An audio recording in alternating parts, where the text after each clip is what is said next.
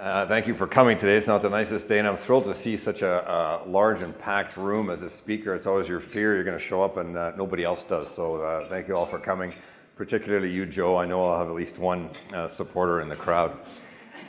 Whenever I'm introduced, particularly outside of Calgary, as an oil gas executive, it brings to mind a stereotype. Everything David said in his introduction is true. I have my engineering degree, my MBA.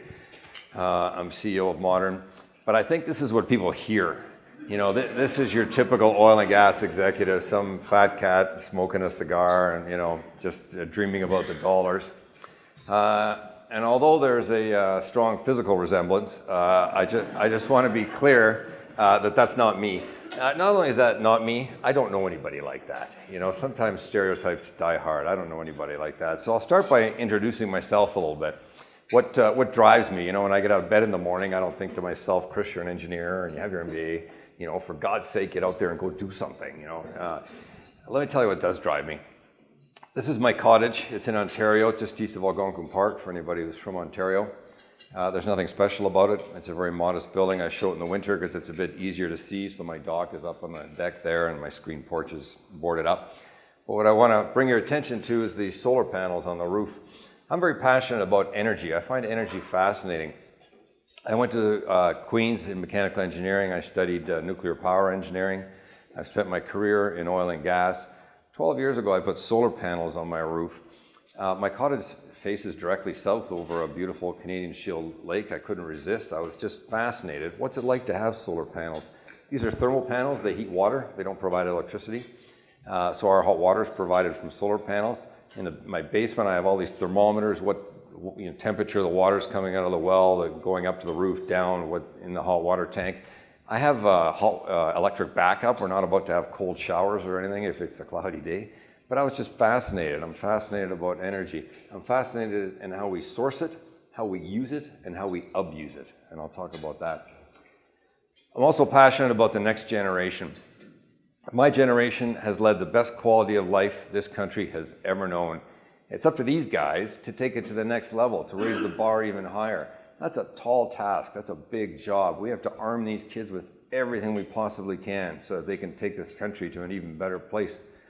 I first gave this talk at Queen's University almost a year ago, last February, and I very intentionally pulled out this picture. I was a volunteer ski coach with the Fernie Alpine ski team for 14 years.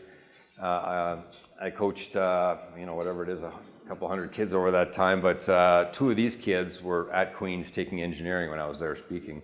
They were in the audience, so it was a special moment for me. I take no credit for their success in life, but it was great to see them there. I'm also very passionate about this country. The day you're born in this country or immigrate to this country, you have won the lottery of life. What you do with it after that is entirely up to you, but you have won the lottery of life. The freedoms we enjoy here, the opportunities we enjoy, the safety and security that we enjoy each and every day, the beauty and expanse of the land is unattainable anywhere else in the world. This picture was taken in the Yukon. My family and two others canoed a river called the Wind River. And you have to put the Yukon in perspective. The Yukon is 35% larger than the country of Germany. The entire country, just the Yukon. Germany has 82 million people. The Yukon has 38,000, 22,000 of whom live in Whitehorse. If you want to see pristine Canadian landscape at its absolute best, go north. To get to the Wind River, you fly to Whitehorse. You drive about 5 hours north to a little town called Mayo.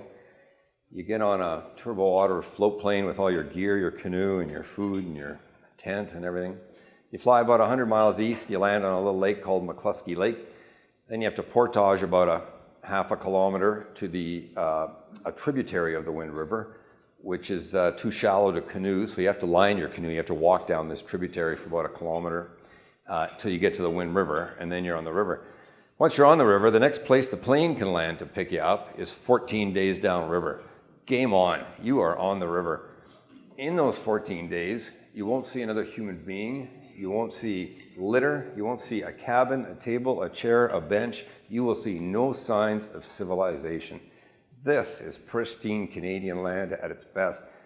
Most people like to go south on their holidays. I like to go north. This is a great country. Let's talk about energy. This is energy scarcity. When you do not have energy, you do not have water, clean water, you don't have reliable food, you don't have shelter, you don't have hospitals, you don't have schools, you don't have transportation. You live in abject poverty. Too much of the world lives like this. This is energy abundance. Mr. DiCaprio, everybody knows who he is. I've never met him, I've never shaken his hand, I've never been in the same room with him. I understand he's a fine actor, I don't really follow these things. But in 2014, Mr. DiCaprio went to Brazil to watch the World Cup of Soccer, and he rented this boat for him and his colleagues to stay on while they went around and watched the various soccer games. So I looked up this boat. It's called the Topaz. I looked it up. It's the 5th biggest private yacht on Earth. It's 480 feet long. It's a football field and a half long. It has two 8,000 horsepower diesel engines, which can propel this boat at 22 knots. Anybody who's at all nautical, that is really fast for a ship that size. It's incredible. It has a crew of 79. It can take 60 guests. It costs $650 million to build. 650. Nice accommodations if you can get them. It also has 2 helipads. I circled the one on the bow here. There's a helicopter on there, and those up front can see that's no traffic helicopter. That's a big helicopter. But, you know, you have to kind of understand Mr. DiCaprio's situation, and I can certainly relate. A guy kind of needs 2 helipads. Because everybody in this room, I'm sure, I don't know most of you, but I'm sure everybody has experienced this, where you're arriving on your yacht in your helicopter, and there's already a helicopter on your helideck. I mean, really, you're choking on your Dom Perignon. You kind of need 2 helidecks. You know, I joke about Mr. DiCaprio. As I said, I have nothing against him. I hear he's a fine actor. He's come to Alberta and criticized the oil and gas industry, so have some others. It's easy to criticize when you live a life of energy abundance. And I would say, as Canadians, there's a bit of Mr. DiCaprio in every one of us in this room, and I'll talk about that. Let's talk about the numbers. 7.5 billion people on this planet. 7.5 billion. From an energy perspective, about 1.5 billion live like we do, meaning that we have abundant energy. And on average, we use 34 barrels of oil a year in energy per person. Now, that's not just oil, that's natural gas, that can be nuclear power, that can be whatever.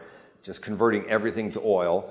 On average, the average person in the Western world uses, so this is, you know, Canada, the United States, Australia, New Zealand, Singapore, Western Russia, Europe. We're the lucky ones on this planet. We have access to energy. The next 2.5 billion people use about 13.5, call it 14, just to keep the numbers round, barrels of energy. So Mexico, Brazil, China. The next 2.5 billion, we're down to 3.5, 4 barrels of oil a year. We're dropping really quickly here. And I give some examples: India, the Philippines, Indonesia. There's almost 1 billion people on this earth, 1 billion people who use 1 barrel of energy a year, 1 barrel of oil. These people live in abject poverty. When you decrease your energy consumption, you decrease your life expectancy, you decrease your education, you increase your chance of dying from respiratory failure because you're using cruder and cruder forms of energy. Those people that are using 1 barrel of energy, that comes primarily from coal, wood, and cow dung. We're sitting here in the luxury of being Canadian in 2019. There are people burning cow dung to make their meals and heat their homes. We need to get this world energy, every kind of energy. This whole debate has become so polarized and so hostile. You know, forget oil and gas, it has to be all wind and solar. And, we need all of the above. We need geothermal, we need nuclear, we need solar, we need wind, we need oil and gas. Does anybody here think that the 6 billion people, 6 billion who do not live our quality of life, does anybody here think that they do not want to live our quality of life? Does anybody here think that those 6 billion people don't deserve to live our quality of life? We need to get this world energy, every kind of energy. Nobody should be burning cow dung. If we were to take the bottom half of the world's population, the 3.5 billion population, and bring them up to the standard of living of Mexico or China, so again, not us, but Mexico or China, we would have to produce an extra 100 million barrels of oil a day. Now, that's assuming it all came from oil, which we would not, but again, I'm just trying to keep it simple, just illustrating. In August of this year, for the first time, world oil demand exceeded 100 million barrels a day. So we would have to double oil production to bring the bottom half of the world up to the standard of living of Mexico. If we were to bring all 6 billion people up to our standard of living, we would have to produce an extra 450 million barrels of oil a day. This world needs energy. To put it in perspective, the average Canadian, 67 barrels of oil a year, okay? We use, every one of us, twice the average of the Western world. So why is that? Well, we're a big nation. Travel's a big deal, transportation. We're a cold nation, saw that today. Heating's a big deal. We're also participating in many energy-intensive industries, oil and gas, petrochemicals, agriculture, lumber, mining. We produce steel, we produce aluminum, we make cars, we make aircraft. All these things consume a lot of energy. And we produce these for the rest of the world. So many people say we're only 0.5% of the population and we produce 1.7% of the world's greenhouse gases. Oh my God, we're terrible people. We're not terrible people. The world relies on us. We need to produce these things. We need them, the world needs them.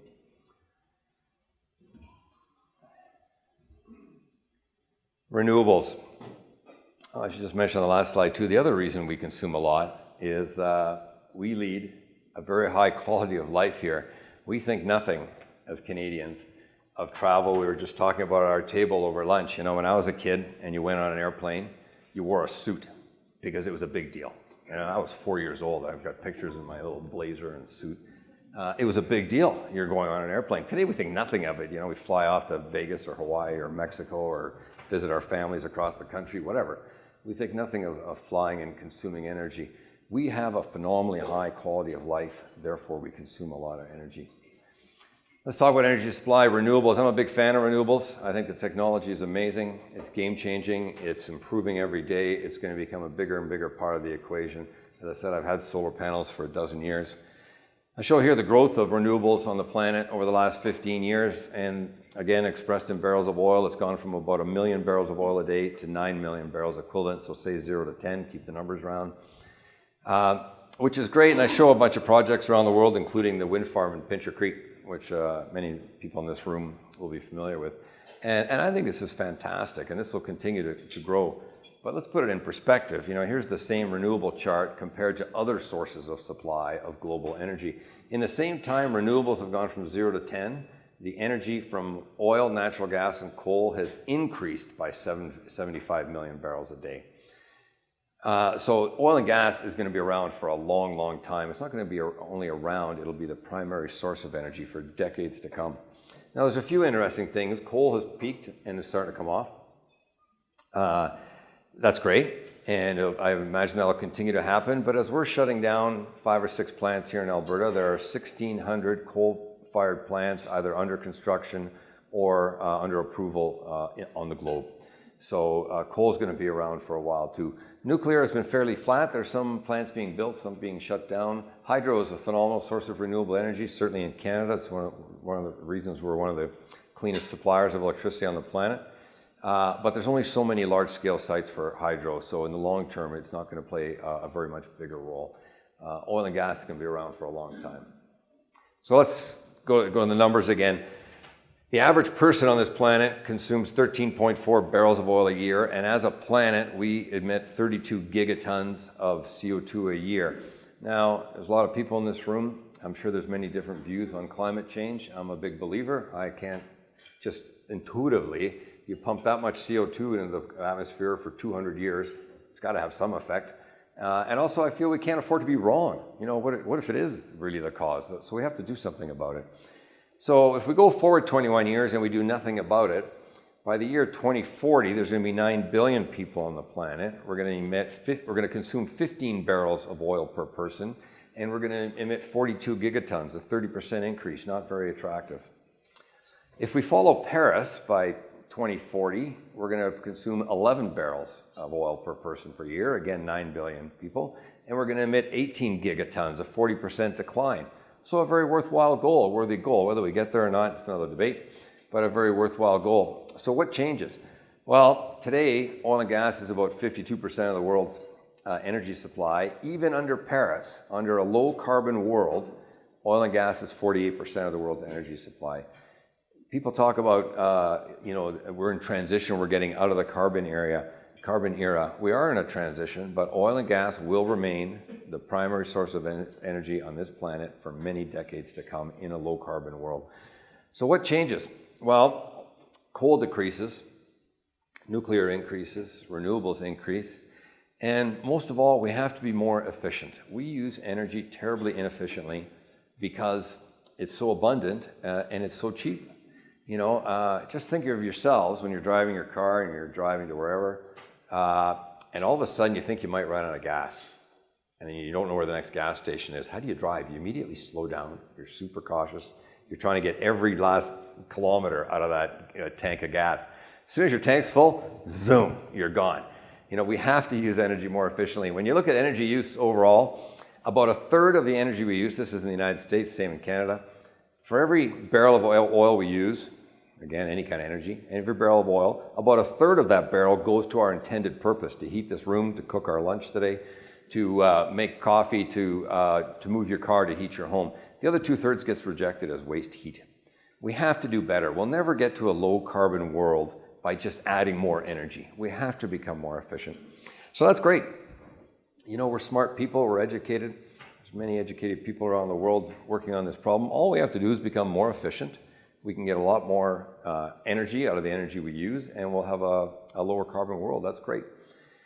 Except for one problem, and that problem is Mr. William Stanley Jevons. Mr. William Stanley Jevons was a British economist, and he wrote that as technology improves to increase energy efficiency, you actually use more of it, not less. It's a bit counterintuitive, and by the way, he wrote this when he was 29 years old, which I think is pretty impressive. I don't know about the rest of you. When I was 29, I was just trying to get a date for the next Saturday. I wasn't that worried about world economics or anything, and so he was a remarkable man. He wrote this in 1865. He was talking about the Industrial Revolution in Britain. But fast forward to today, Mr. Jevons is still alive and well. Think of the family car. This is not my family, but we had a car exactly like that when I was a child. And life was good. We had a car. And my father got to work. On weekends, we went skiing sometimes to a little provincial park north of Toronto. Sometimes we went camping in the summer up to Lake Country. We went to visit friends. Life was good. We had a car. What else do you need? Well, fast forward to today, your typical suburban scene. What happened? Well, cars got more efficient. They get more miles to the gallon. They're cheaper. There's more roads. They go more places. They're better. You get there faster. Gasoline is still, as much as we complain about it, is phenomenally inexpensive. We got more efficient. We just use more of it. Christmas lights. Again, your 1960s scene. There's the Beetle in the driveway, and that's an AMC Gremlin there at the curb for those old enough to remember those beauties. And I remember doing this as a kid, getting up on the ladder, clip the incandescent bulbs onto the eaves trough, and it used to say in the box, don't plug in more than 3 strings in a row because you're going to blow a fuse. And great, there's no Grinch living at this house. They're in the Christmas spirit. They have their lights up, in the Christmas spirit. So fast forward, we come up with LED lights. Fantastic. 1/10 the electricity of an incandescent bulb. 1/10. Think of all the energy we're going to save. And we see this all the time. And, this presentation, I know a few people have commented, have seen already, is on YouTube. And since it was put on YouTube, I've had all this feedback from across the country. These next 2 slides or photos were sent to me. Mr. Jevons died in 1882 at the ripe old age of 46. But I'm happy to say that he is alive and well and living in Victoria, BC. This is the Victoria Legislature. And he's also alive and well in our nation's capital. Jevons paradox, we're all guilty of this. The more efficient we get, the more we use. Energy is tough. Anybody who thinks there's easy answers to energy doesn't understand very much about energy. Okay, let's talk about emissions. This is when it gets personal. I've listed here in the red bars where emissions actually occur from natural gas, and the green bars where they actually occur from oil.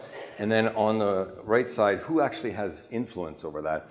I've also put my company's logo. We produce both oil and natural gas, where we can influence emissions. Let's talk about natural gas. It's the same for oil. We can talk about either one, but let's just keep it simple. About 10% of the emissions are on production. So this is drilling, completions, our surface facilities. our gas plant, actually getting it down the pipeline is about 10%. About another 10% is, sorry, talking about oil here, about 10% on site, 10% is on transportation and refining, and 80% in either one, over 80%, but again, let's just say 80, is on combustion. So this is you and me.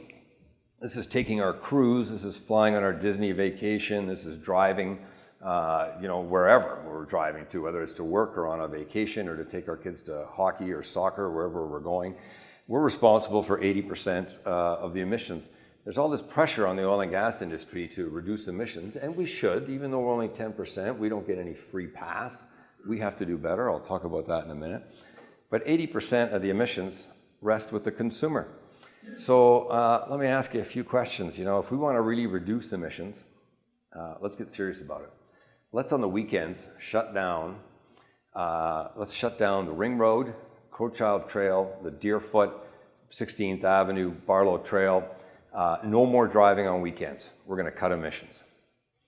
Well, now I can't go skiing. I can't go out to Invermere to the lake in the summer. I can't take my kids to hockey or soccer or ballet or piano or wherever you take your kids. I can't go have dinner with my parents on Sunday night. It's not that attractive. It gets really tough. Let me ask another question.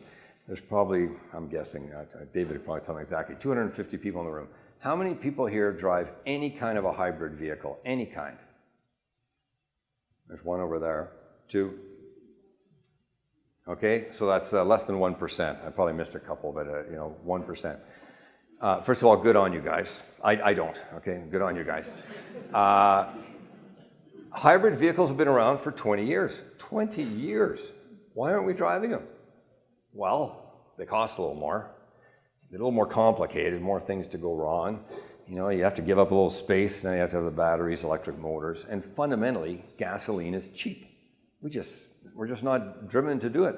There's all this, again, terrible debate now about carbon tax. We have to have carbon tax paid for polluters. Gas in Alberta right now, gasoline's about $1 a liter. I don't know exactly, but $1 a liter. Of that buck, 35 cents is tax. The federal government is saying we have to put a 4.7%, 5 cent gasoline tax because we have to curb tax polluters and curb consumption. Does anybody think if we pay $1.05, we're really going to change our standards? We're already paying 35 cents tax, 40 cents. It's kind of the same thing. Gasoline is cheap, so we don't buy hybrid cars. We're all still driving electric. I'm guilty. 60% of us in this room, next time we buy a car, will buy a pickup truck or an SUV. And I'm guilty too. I'm not pointing fingers here. I'll ask one more question. How many people have had this discussion around their kitchen table with their kids? Those of you that have kids. Kids, I know we talked about going to Disneyland this year, go see Mickey and Pluto and Goofy and the gang, and that sounds like great fun. But Mom and Dad have another great idea. How about instead of going to Disneyland, we put an extra foot of insulation in our attic, and we replace our old double-glazed windows, old school technology, with brand new triple-glazed, argon-filled, low-E thermal windows. Kids, what do you think? How exciting is that? It's really easy, these, and I'm not pounding on them, it's really easy with these environmentalists who point at what everybody else has to do to reduce emissions. It's really hard when you have to look at what you have to do to reduce emissions. There's a lot of pressure, as everybody here knows, I'm speaking in Calgary, for the oil and gas industry to reduce emissions. And oh my God, they're guilty. The whole Whistler letter debacle here in December. I'm not being political here, by the way. I'm very apolitical. I'm CEO of a company. I'm happy to work with any government to move this industry and this country forward. So this is just the facts. While our industry is under immense pressure, the Liberal government in Ontario and the federal Liberal government in January of 17 gave Honda $84 million so they could retool because no one was buying Civics and Accords anymore, so they could build more pickup trucks and SUVs. Ford got $200 million. Lucky guys. They shortly after that announced they're scrapping production of all cars except the Mustang and Focus so they can build more pickup trucks and SUVs. Toyota's the big winner, 220, smart guys, to build more SUVs. These are staggering sums of money. The politicians can't get in front of the camera fast enough trying to get credit for subsidizing the auto sector, and I have nothing against the auto sector. It's a very important part of the Canadian economy. But they're doling out hundreds of millions to the auto sector. My little company, Modern Resources, we have 24 employees, including myself. We're a small company. In the last 6 years, we have injected into the Alberta economy $650 million. $650 million. That's enough to build a yacht that Mr. DiCaprio would like to rent. But instead, we invested it in oil wells, gas plants, infrastructure that'll be creating royalties and taxes for this province and this country long after I'm dead and gone, and I intend to live a very, very long time. Of the $650 million my company has invested, not 1 cent came from any level of government. Where's Mr. Trudeau? How come he's not in my office congratulating us on what we're doing as a small Canadian company? If any of you know Mr. Trudeau, please give him our regards. Please tell him he's welcome in Modern's offices anytime. We would love to host him for lunch. We would love to shake his hand and get our picture taken. And we would love him to recognize what we are doing for this country.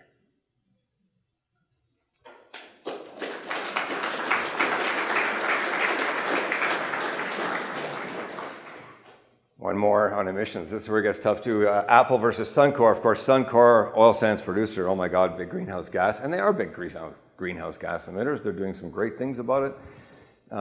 They're a leading company, a very important company. Apple, everybody thinks Apple, that's the future, that's clean, that's the way we should all be going, that's awesome. And we should, and I'm guilty. I've got my iPhone right here. My wife has an iBook, and she has an iPhone. We each have an iPod. We each have an iPad. We have 2 iMacs. We have drank the Kool-Aid. We're Apple supporters. But who's a bigger emitter? Apple emits 40% more than Suncor. Now, in fairness to Apple, it's a much bigger company. So it's not, no pun intended, it's not an apples to apples comparison, but it's a much bigger company. But, now that you know this, it's not what you think. If people buy a new iPhone, I've got to get the new iPhone 10 because there's more emojis and I can send better Snapchats. Got to go get one. But now that you know this, the emissions from Apple, who here is ready to hand over to me today to clear their conscience? Who's ready to hand over their cell phone to me today? I will dispose of it in an environmentally friendly manner. Any takers? It's really hard to talk about emissions when you have to talk about ourselves. It's always easy to point out what other people should do. Okay, let's talk about Canada. I talk about many things here. If you haven't noticed already, I like to talk. If you're going to remember one thing today, one takeaway, please remember this slide. I've listed here the top 6 oil producers in the world and the top 6 natural gas producers.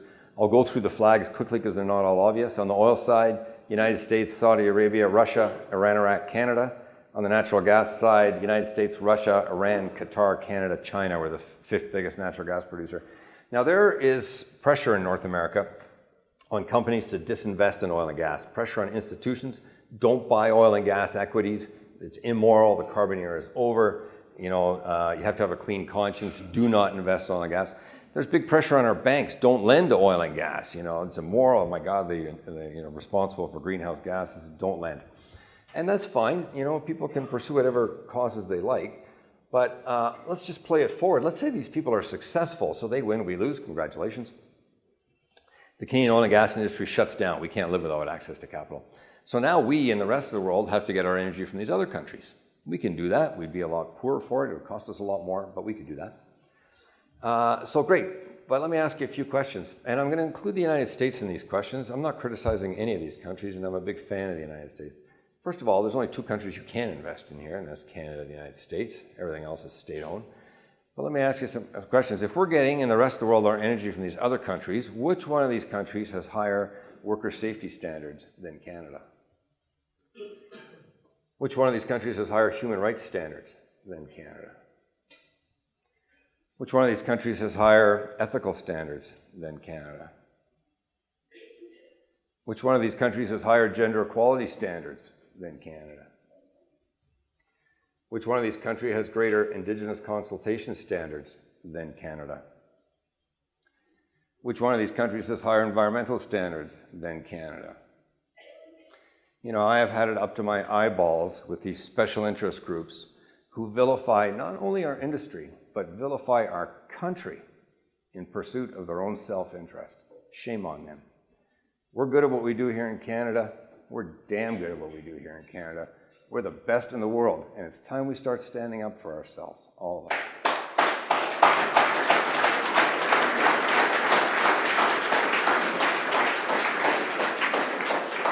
Thank you for starting that.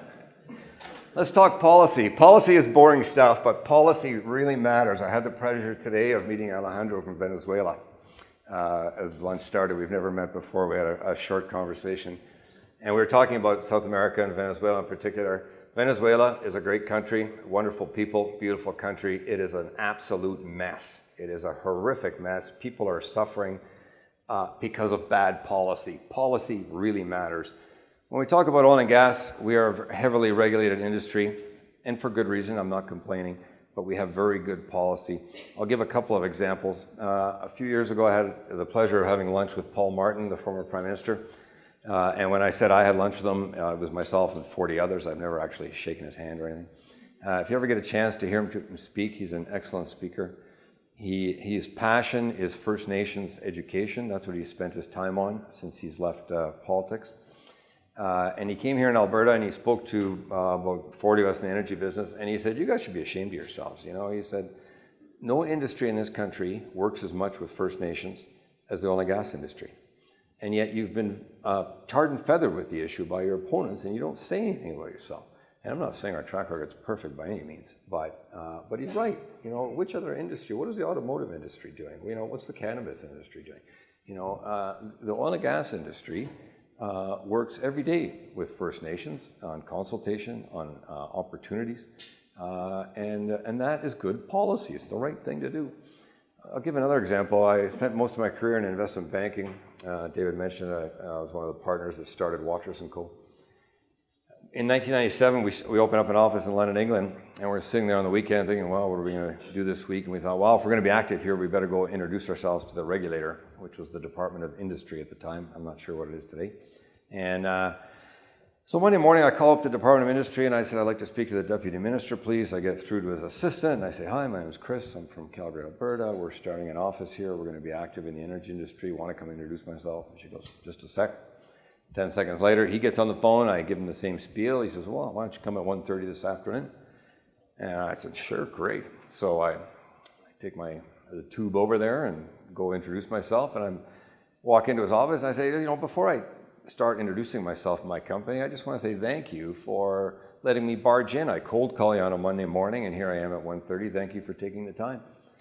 And he said, you know, when we discovered oil and gas here in England in the late 1960s, 1970, he said, we had no idea what to do. We had all these billions of dollars trying to invest in England, and we had no idea. So you had me as soon as you told me you were from Calgary, Alberta. When we were trying to figure out what to do, we looked around the world and said, where is the best environment, the best policies for the responsible development of energy? And myself and my colleagues ended up spending 6 months at the ERCB, which is the AER today. We based our policy based on Alberta policies. You guys are the best in the world. And I thought, why do I have to go to London to hear that? And at home, you get, you know, a lot of flack. Policy is important. This is policy. You can't often visualize policy, but this is lack of policy. I saw this in the Globe and Mail about a year ago, and I had to, and it was nothing to do with any story. It was just the juxtaposition, the artistic juxtaposition of the palm trees and the industrial palm trees in the background. And the caption read, flames rise as excess hydrocarbons are burned off. What are excess hydrocarbons? They're burning off their natural gas so they can produce the oil. We have to shut these countries down. You know, that is lack of policy. So what are we doing about it? I'll go through this quickly because many of you are familiar with this. Obviously, pad drilling. We used to leave a very large surface footprint. With pad drilling, we've reduced that dramatically. Of course, this is West Texas, you know, what oil development used to look like. And today, this is not a modern site, but from one pad, we can develop the same amount of area. This is a modern site. I took this picture myself. This is our natural gas gathering system coming to our lease. We run our rigs on 80% natural gas. It saves us money. We have fewer trucks on the road, which is an important aspect as well, and it reduces emissions. It's a complete win all around. That's another reason I have an issue with these special interest groups. They're great at pointing fingers and telling everybody else what they should do. They're very short on solutions. This world needs solutions. If all these things were easy, it'd all be done by now. This is a solution. This is something I'm very proud of. Modern ultra-low emission sites, we call them mule sites. Natural gas sites around the world, there'll be hundreds and hundreds of thousands of these, use the energy of the natural gas to actuate the pumps and valves because there's no power on site. So when you walk onto a natural gas site virtually anywhere in the world, you hear this psst, psst, and that's the methane being emitted after the valve or the pump has been actuated. And of course, methane is a terribly strong greenhouse gas. So when we started Modern, we thought there has to be a better way. So we developed these mule sites, and we've gone 100% electric. So we've reduced our methane emissions to zero. There's legislation in place now to reduce oil and gas emissions by 45% by 2025. I can tell you at Modern, we're not going to be able to achieve that because we're at zero already. We power them with solar panels. That's Mike Morris, our lead operator. And just in the 6 years that Modern has been around, the improvement in efficiency and reduction in cost of solar panels has been staggering. We also use methanol-powered fuel cells as our backup. Again, most sites around the world use thermoelectric generators powered by propane. We use fuel cells. Those two jugs there, you can see in the cabinet, they're 2 5-gallon jugs. That's about 18 months fuel supply. They only operate when there's not enough sun for the solar panels, so it's backup. You can tell when they're operating because the byproduct of a methanol-powered fuel cell is fresh water. They drip fresh water out the bottom. The gentleman standing there, his name is Rob. He's one of our operators in Grand Prairie, south of Grand Prairie. He lives in Grand Prairie. He's married. He has 2 teenage boys. We would not have developed these mule sites without Rob and his colleagues. You know, we designed them here in Calgary. We put it out in the field a few years ago. It took us about 2 years to get it right before we had the right equipment. It was dependable. Today, it doesn't cost us any more than conventional methane emitting sites. It's operationally more reliable. It lowers our operating costs, and it virtually reduces our emission to virtually zero. I say virtually zero because we still emit a small bit of CO2, less than a newborn baby. But in good faith, we can't call ourselves zero emission sites, so that's why we call them mule sites. I have more respect for Rob than 1,000 bridge dangling activists. Rob does not have a university education. He went to work after high school. He's smart as hell. He works hard as hell. When we were developing these things and they were going wrong at 2 in the morning in February, it was Rob that was out there fixing them, telling us what's working, what's not, so we could improve these things. I have more respect for Rob than 1,000 bridge dangling activists. He's actually doing something about it. I have to brag a bit. At the Global Petroleum Show, this is myself and 4 of my colleagues from Modern. At the Global Petroleum Show in June here in Calgary last year, we won the award for environmental excellence and for our work on emission reductions. And there was 5 finalists. One of them was Saudi Aramco, the largest corporation in the world, and a little Canadian company came out on top. We're damn good at what we do here. Saudi Aramco, as many of you may know, for 4 years was planning to go public. They were planning an initial public offering, the biggest initial public offering in the history of the world. About a month after this event, they canceled that initial public offering. I attribute it directly to losing to Modern Resources, and rightly so. Courage to build, my last message, LNG, do we have the courage to build? You know, I sure hope so. We have 1 plant approved now, looking at the Chevron table, counting on you guys for a second. I hope there are more plants approved. We need LNG. The world needs our LNG. You know, in the time we've been bickering here in Canada, you know, a number of 5 plants have been built in the States, 5 more under construction. We have 1 approved now. The opponents say we can't possibly build these things because we're going to raise greenhouse gas emissions in BC. That is entirely true. I 100% agree. To produce LNG takes a lot of energy. But the issue we're dealing with is not BC warming, it's not Canada warming, it's global warming. With LNG, we're displacing primarily coal in Asia, which is the objective here. That's why they want our LNG. And global emissions decline, and it's a global issue. This isn't a BC issue, it's not a Western Canadian issue, it's a global issue. We need to build these things. In December, my wife and I went to see the movie First Man. Anybody seen it? First Man on the Moon? Is that on 1 person? 2? Who here is old enough to remember Neil Armstrong stepping on the moon? I am. The greatest moment in the history of mankind. The whole world stopped that day and watched a man step on the moon. You have to go see the movie. It was Tuesday, by the way, because I'm kind of cheap, so we went on cheap Tuesdays. In the movie, this hit me while I was watching the movie. In the movie, they showed John F. Kennedy's famous speech. I'm not old enough to remember the speech, but in 1961 in May, he made a very famous speech. It's on YouTube, of course, where he committed the United States, before the end of this decade, we're going to put a man on the moon and bring him home safely. Hugely audacious goal. 8 years, 2 months later, Neil Armstrong stepped on the moon. NASA at that time, this is the 1960s, NASA had less computing horsepower than I have in my pocket today. And they put man on the moon in 8 years and brought him home safely. So now let's fast forward again. September 2011, Christy Clark, we're going to have at least one LNG going on by 2015 and 3 by 2020. Well, here we are 2019, we're going to have 0 by 2020. So that's 2011. Fast forward 7 years and 1 month, we approved it. Okay, we haven't built it, we just approved it. You know, they put man on the moon in 8 years. It took us 7 years just to approve this. When they decided to put man on the moon, they couldn't pick up the textbook and say, you know, how to put man on the moon for dummies, you know. They had to invent everything, design it, test it, and in 8 years they did it. It took us 7 years just to approve it. LNG is being produced all over the world. We didn't have to invent it. All we had to do was say, okay. That took us 7 years. Fast forward, by 2025, hopefully it's going. We'll see, because there's still objection to it today. We all know about the protests last week, and I'm not downplaying these issues. But what happened? They put man on the moon in 8 years, and it takes us 14 years to build something which other countries have already built many times over. What happened to us? You know, we need to get going. We have to do things right. We have to consult. We have to be environmentally responsible. It doesn't mean we should be building things all over the place and everything everywhere, but we have to build something somewhere. We can't, can you imagine being a Trudeau on a trade mission, going to Asia or Europe and trying to get investment in Canada? And, you know, fundamentally, we have to get our mojo back. Can you imagine being Trudeau, going to Asia or Europe and trying to get investment into Canada, which we desperately need, and saying to the people there, hey, I've got a great proposition for you. You can invest elsewhere in the world, and in the next 8 years, you can go to Mars, or you can come to Canada and get stuck in a regulatory quagmire for 8 years. Come on down. That's why money's not coming to Canada.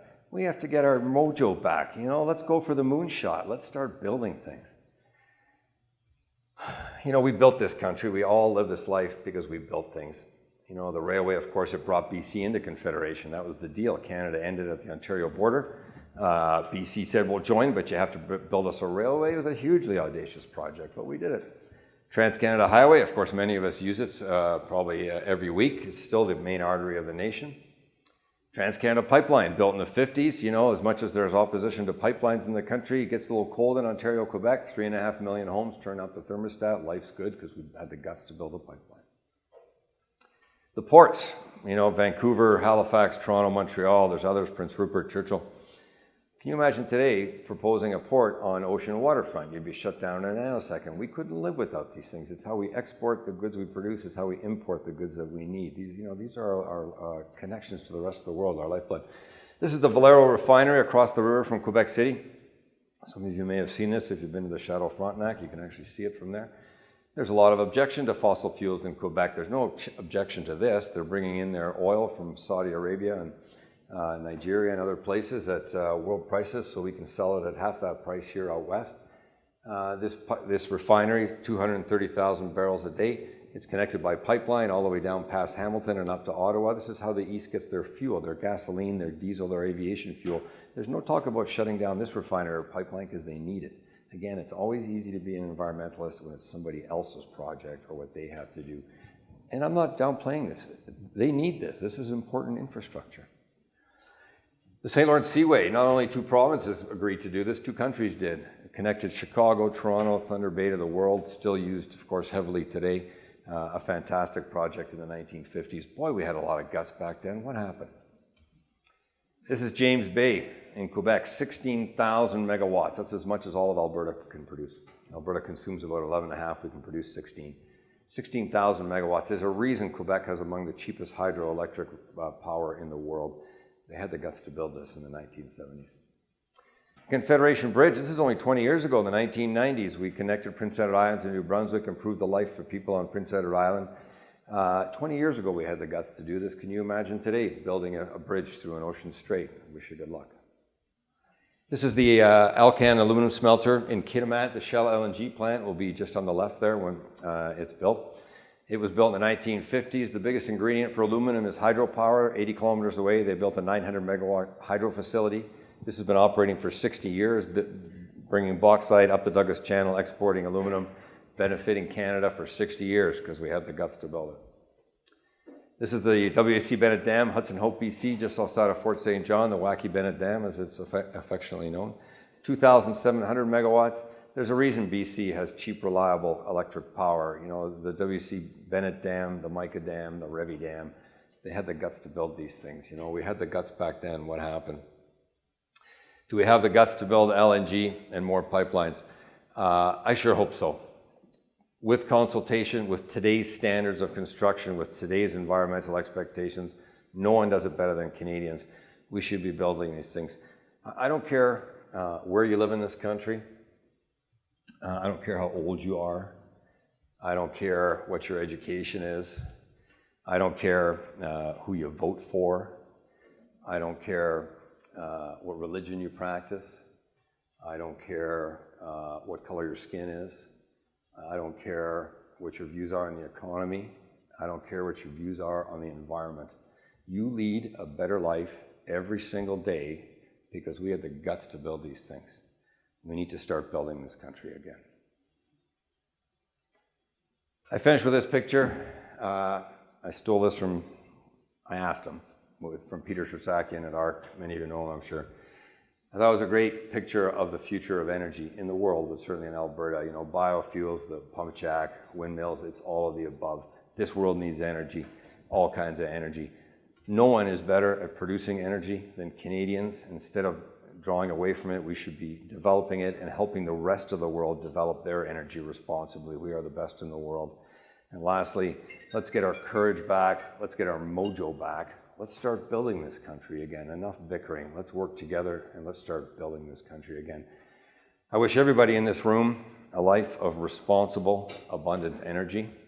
And I want to thank you for your time. Thanks for the great presentation. Thank you. And I don't mean to hijack this forum for something else, but if you could talk a few words about Bill C-69 and what we as common folk can do to convince our independent senators to vote against it. Well, I agree with you. We should be voting against it, or at least substantial change. You know, I would go as far as saying I think Bill C-69 is a very elegant way of the current government to put an end to our industry. We will never develop anything under Bill C-69. So instead of just saying you can't, here's the rules, they're unattainable. You know, that's really what's happened. So what can you do? And I talked about having courage. This is what all of us can do. One is let's get out there and start talking about it. Your schools, your church groups, wherever, you know, the Rotary Club, whatever people belong to, talk about it and talk about it respectively and in a formal manner. There's been enough fighting in this country, enough name calling. No one's winning that. The energy industry has been decimated. We have not reduced greenhouse gases. The environmentalists are not winning. We're not winning. Let's just start having an informed, intelligent discussion. So by all means, speak up and contact your senators, your MPs, your MLAs, because the provincial government has a role to play here too. And to everybody in the room, don't just sit back. We have to speak up against things like Bill C-69. Just a quick footnote to the dirty oil issue of the tar sands. A lot of people don't know about producing oil, but I've been a production engineer in different areas of the world. And if you're on an oil facility in some areas of the world, obviously this facility is doing a pretty good job. We're running basically by the rules, same rules Alberta did, as you note. Those rules are copied all around the world. Here in Canada, if your gas facilities for processing your oil go down, you've got to shut in your oil because you've got to do something with your gas and you can't produce the oil. So we got very good control of that. I was overseas, and when my compressors went down, I didn't shut in the oil because I had a tanker to fill up, and I had to fill 1 million barrels of oil every 7 days into a tanker. So I wasn't going to shut down. Every day when I shut down my compressors, I burnt the amount of gas that would feed the city of Toronto at 20 below. So there's your point. That never gets into the statistics of what the rest of the world does when they produce their oil, and we produced it probably in that facility cleaner than any other area in the world outside of Canada.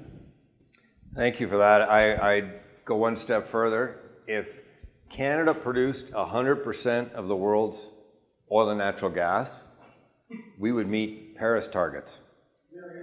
And we should be producing more here. You know, the old saying, the world needs more Canada, that applies to many things, not just oil and gas. It really applies to oil and gas. So thank you for that. Okay, my name is Roger Mercado. I'm an MBA student at UFC. Just thank you for the presentation. I'm originally from Brazil before my question, right? Just want to say everybody in this room should be really proud. I fully agree with you that I won a lottery ticket to be here. I see a lot of foreigners saying, back home, and I don't say back home, right? This is my home. I'm really grateful to be here. But anyway, a good friend of mine, she's a lawyer. She works for the government of Brazil, and the government of Brazil is sponsoring her to be here at the UFC studying the environmental law. And so basically they said, want to learn with the best, right? Go to Canada, see what Canada does with environmental law. So my question is, what's wrong? I mean, it seems like people are not aware of how good, the proper way of doing things are being done here in Canada, right? So is it public awareness? If so, who should be responsible for raising the public awareness? Should the companies do that? Should the provincial government? I don't know. It seems like there's a disconnection between the Western and Eastern Canada. All those royalties going to build hospitals, schools, right? How do we? What's wrong, right? Yeah. So, sorry, Roger, where are you from? Brazil. First of all, thank you for your comments about immigrating to Canada. I get choked up when I hear that because I'm a first-generation Canadian. I'm a hugely proud Canadian. When I make that comment about winning the lottery, I will say it's the immigrants that respond to it because the rest of us were born here. We kind of take it for granted, but people who have come from elsewhere in the world come here and hear us complain about things, gee, gas is $1.10 a liter, we're hard done by. They roll their eyes, So, but to answer your question, first of all, you're right. I think what we need is, first of all, we need all of us just to have an informed, respectful conversation. As I say, I think we're all tired of the bickering. But I also think we need strong corporate leadership, more CEOs, people in the industry standing up, speaking across the country, educational institutions, universities, high schools. But also we need some strong leadership. We need some of our politicians to stand up and say, similar to what the gentleman in the back said, you want to produce, we need energy. The best place to produce it's here in Canada. We're going to show the world how to do it. Not only that, we're going to export our knowledge around the world. When I was in investment banking, we started here in Calgary. By the time we sold the firm, we had offices in London, Buenos Aires, Houston, Denver, Singapore, and Calgary. And I spent about a day a month in my office here, and the rest of the time traveling. I was always going on the road. Everywhere I went in the world, I met Canadians teaching other people how to develop oil and gas responsibly, and I met people sending people here to Canada to learn how to develop it responsibly. If you go around the world and ask about energy, Canada is considered the gold standard. It's only here that these special interest groups, and I may not agree with them, but I have to give them full marks for effectiveness. They've vilified us here very successfully. It's going to take a lot of us and many efforts to change that. But I am looking for some strong leadership from our politicians. I would actually, regardless of your politics, and I'm not saying I'm a supporter, but I actually think both Minister McQuaig-Boyd and Rachel Notley have been doing a pretty good job. But we need some federal politicians to make some strong statements.